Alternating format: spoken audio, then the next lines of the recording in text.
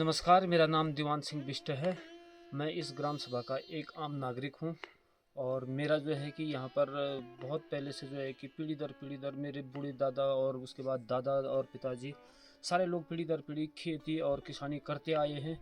और जो 30 साल पहले या 50 साल पहले था उसमें और आज में काफ़ी परिवर्तन आ चुका है। परिवर्तन इस प्रकार का आया है, आपको सबसे पहले जो है कि हम इन मकानों के बारे में बताएंगे। जो ये मकान है, जैसे ये पठाल वाले मकान है जिस पर ये पत्थर दिखाई दे रहे हैं, तो इन मकानों को ऐसे ही बनाया जाता था और इसके बाद इन पर जो है कि मिट्टी की लिपाई हुआ करती थी। तो जो पठाल लगे हैं इसके ऊपर भी जो है कि मिट्टी डाली जाती है, इसके ऊपर टंडे डाले जाते हैं, अंदर से भी लकड़ियाँ फंसाई जाती हैं और ऊपर से मिट्टी से ढक दिया जाता है। और ये पठाल वाले मकान गर्मियों में इतनी फर्स्ट क्लास रहती है कि मतलब गर्मी का कोई मतलब ही नहीं। और सर्दियों में जो है कि ये मकानें काफ़ी गर्म होती हैं, इनमें हवा नहीं घुसती है। अब इसी के साथ साथ इन मकानों में थोड़ा सा परिवर्तन किस प्रकार का आया, ये भी पठार वाली मकान है और इस पर ज़रा सा सीमेंट लगा दिया गया है। तो ये मकान ज़रा गर्मियों में हल्का सा गर्म होते हैं और हल्का सा सर्दियों में ठंड भी होते हैं। इसके बाद आते हैं कि परिवर्तन की ओर आते हैं, तो ये वाला लेंटर वाला मकान है। तो इसके सेकंड फ्लोर में तो हम जानवरों को बांध सकते हैं और फर्स्ट फ्लोर में जो है कि हम इसमें न धुएँ वाला चूल्हा चला सकते हैं और न किसी प्रकार का ऐसा अपना सामान रख सकते हैं। पुराने ज़माने में क्या हुआ करता था, जैसे ये आलू है तो हम आलू को जो है कि इस मिट्टी वाले जो पठाल वाला मकान है तो हम आलू को इसमें रखते थे, तो 9 महीने तक हमारा आलू जो है कि कोल्ड स्टोर की तरह रहता था। आज के ज़माने में जो है कि हमारे इस सीमेंट वाले और लेंटर वाले मकानों में क्या हो रहा है, न आलू सेफ रह रहा है और न जो है कि हम सेफ रह पा रहे हैं। इसका मुख्य कारण है कि सीमेंट जो है कि सर्दियों में बहुत ठंड, गर्मियों में बहुत गर्म, आलू जो है कि उसी के अंदर पक सा जाता है।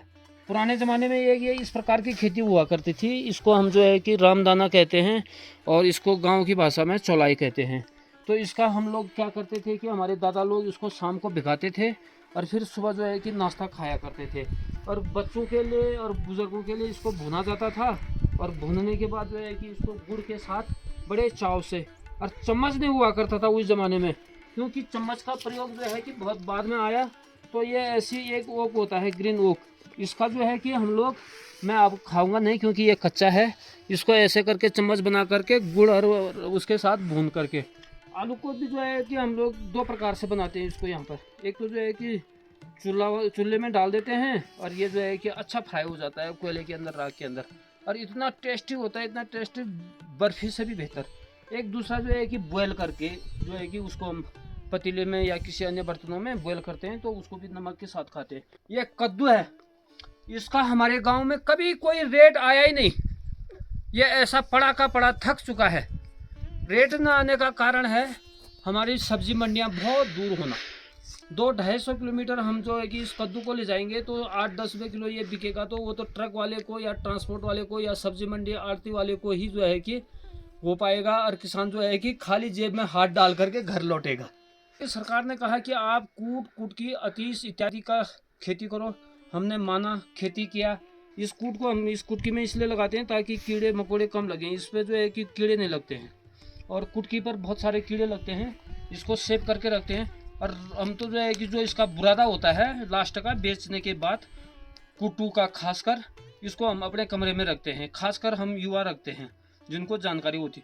इसकी इतनी खुशबू आती है, हमें कमरे के अंदर किसी प्रकार का परफ्यूम, शैम्पू इत्यादि मतलब कीटनाशक किसी का छिड़काव करने की जरूरत नहीं है। जिसका पुराना भूसा रहता है उसको एक सूत वाली बोरी में डाल देते हैं, एक जगह पर टांगते हैं, तो वो 24 घंटा जो है कि खुशबू छोड़ता रहता है। ये तो रही कूट की जानकारी। और इससे जो है कि तेल भी निकलता है। इसमें जो है कि जब हमारे कोई जानवर घायल हो जाते हैं पुराने ज़माने में, तो हम पुराने ज़माने में खेत में तो नहीं आया था, तो जंगल से लाते थे खोद करके। तो जानवर को कुटू हुआ, एक कंडेला होता है वो इधर गांव में है, और डोलू होता है वो इसकी दूसरी ब्रांड है, और ऐसे प्रकार के जड़ी बूटी को सिलबट्टे में पीस करके जानवर को पिला करके वो घायल अवस्था में मतलब स्वस्थ हो जाता था। पुराने ज़माने की जीवन शैली में आज की जीवन शैली में बहुत सारा परिवर्तन हो गया है। पुराने ज़माने में क्या हुआ करता था कि टॉयलेट बाथरूम ओपन हुआ करते थे।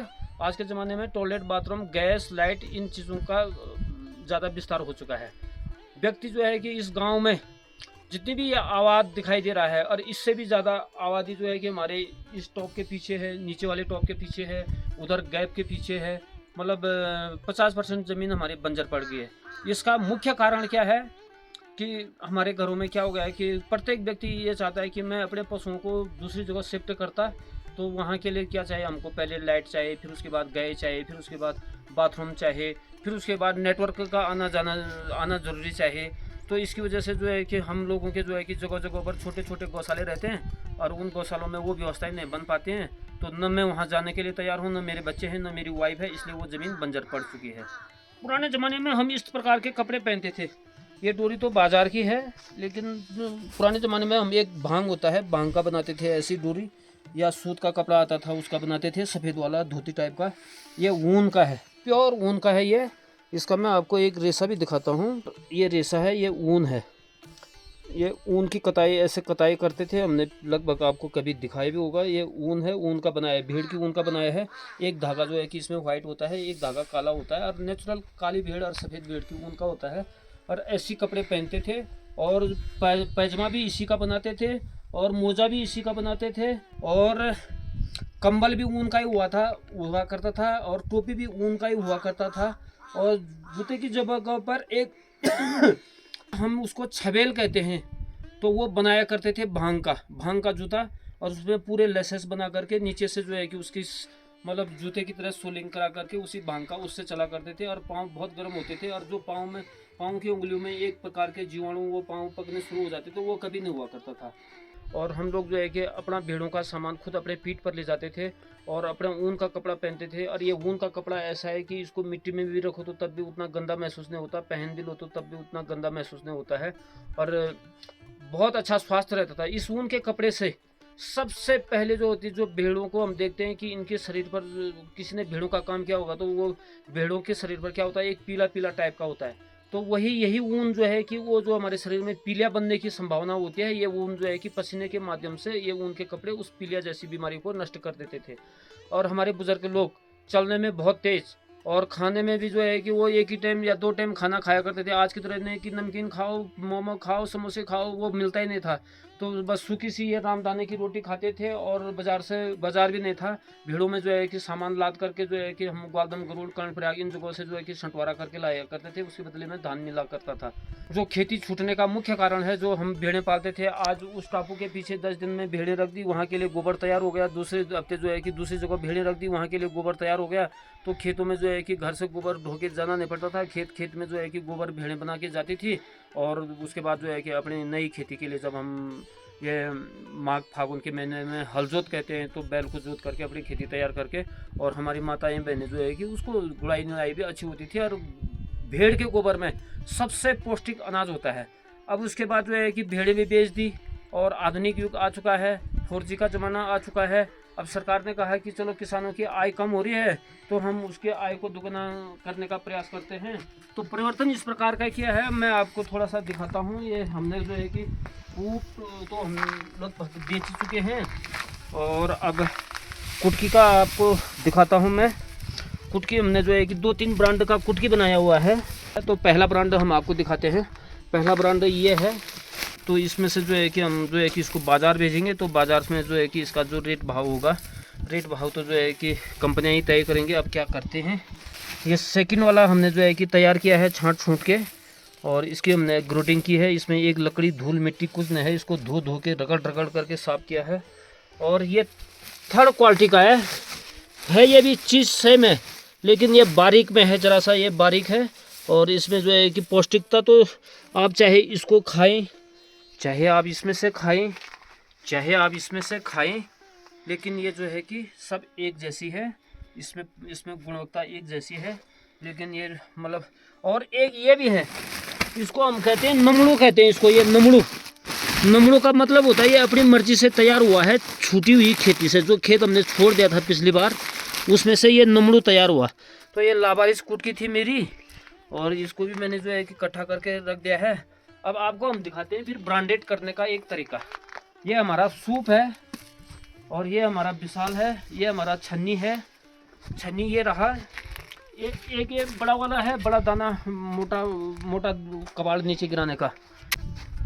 ये दूसरा वाला है, बारीक वाला। ये पुराना हो चुका है काफ़ी, काम करते करते इसकी भी लाइफ ख़त्म हो गई पर लेकिन काम अच्छा करता है, जितना बूढ़ा उतना मजबूत है ये इससे जो है कि बारीक कबाड़। अब आपको जो है कि फिर हम दिखाते हैं कुटकी को कैसे तैयार करते हैं। ये किसानी में जो है आपको हम दिखाते हैं। तो ये हवा का रुख देखना पड़ता है कि ये दायां जा रहा है बायां जा रहा है।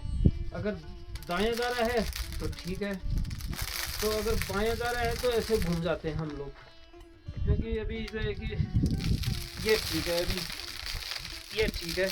अब इसको ऐसे ही हिलाते रहेंगे और ये कबाड़ उड़ता रहेगा, जिधर को हवा का रुख रहेगा उधर को चलते रहेंगे और साथ में जो है कि ये गिरता रहेगा।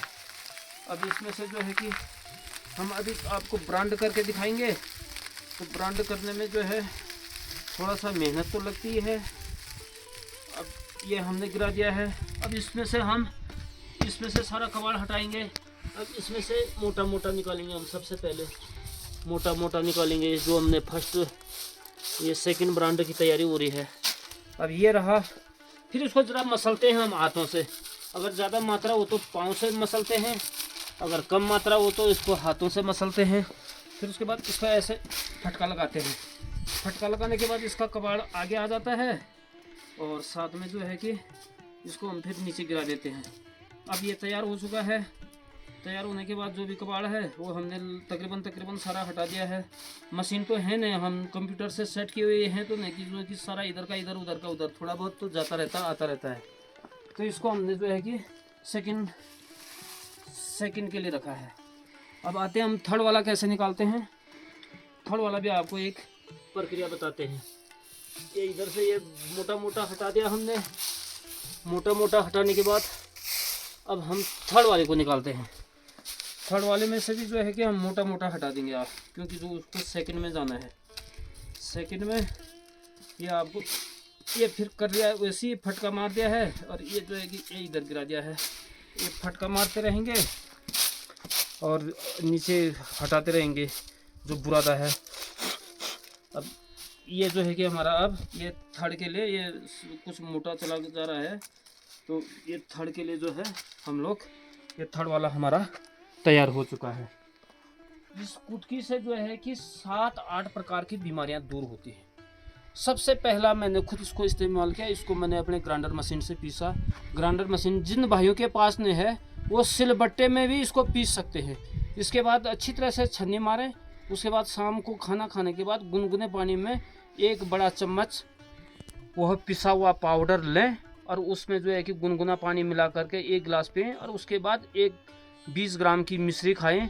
अगर हो सके तो आप काल में मिश्री खाएं, शुगर फ्री वाली। किसी भाई को शुगर की भी बीमारी होती है तो वो शुगर फ्री मिश्री खा सकता है, तो वो ये गैस्ट्रिक के लिए बहुत बेहतर होता है किसी डॉक्टर के पास जाने की। आप शहद के साथ खाओगे वो भी कार्य करेगा। अन्य चीज़ों में गुड़ के भी साथ खा सकते हैं, वो अलग बीमारी हटाएगी। आप अखरोट का काजू होता है अंदर से, उसमें पीस करके पियोगे और खाओगे तो वो अलग अलग प्रकार की ये 7 बीमारियां तो ये नेचुरल दूर करती हैं। तो मैंने इसको बहुत इस्तेमाल किया। मेरा पहले गैस से पेट इतना भारी हो चुका था, तो इस कुटकी को मैंने लगातार 3 महीने इस्तेमाल किया, तो मेरा पाचन क्रिया अच्छी हो गई और शरीर में मतलब लालिशी आ गई है। तो बहुत बहुत धन्यवाद सीमा पहाड़न जी, आपने हमको जो है कि एक डेमो देने का मौका दिया। धन्यवाद।